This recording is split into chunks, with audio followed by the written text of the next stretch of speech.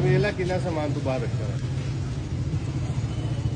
ये पता नहीं सी कि इतने कोई कार्रवाई होती है हैं? दोबारा नहीं आपको नजर आएगा। नहीं दोबारा की मैं इतने तकरीबन तीसरी बार ही आ रहा मैं एवं ही सी ये समान है कि ਤੁਹਾਨੂੰ ਆ ਕੇ ਅਸੀਂ ਕਵਾਂਗੇ ਕਿ ਇਹ ਚੀਜ਼ ਵੀ ਚੁੱਕ ਲਓ ਉਹ ਚੀਜ਼ ਵੀ ਚੁੱਕ ਲਓ ਉਹ ਚੀਜ਼ भी चुक लो फिर ही तुझे दोबारा आपको जरूरत नहीं पड़ेगी। नहीं दोबारा मैं अभी फाइन करूंगा ना फिर आपको भी जरूरत नहीं पड़ेगी बाहर रखने की। मेहरबानी आप दोबारा अलर्ट हो जाओगे कि यही चीज़ बाहर नहीं रखनी नुकसान होता है। नहीं दोबारा नहीं आपको नजर आएगा।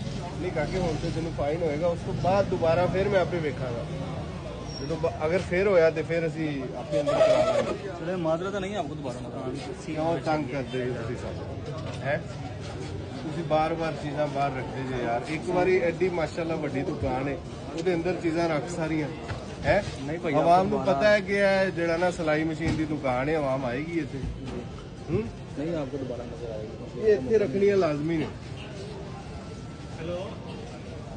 ਹਾਂ ਹੁਣ ਕਿੰਨਾ ਫਾਈਨ ਕਰੀਏ ਕਿ ਸੀਲ ਕਰਦੀ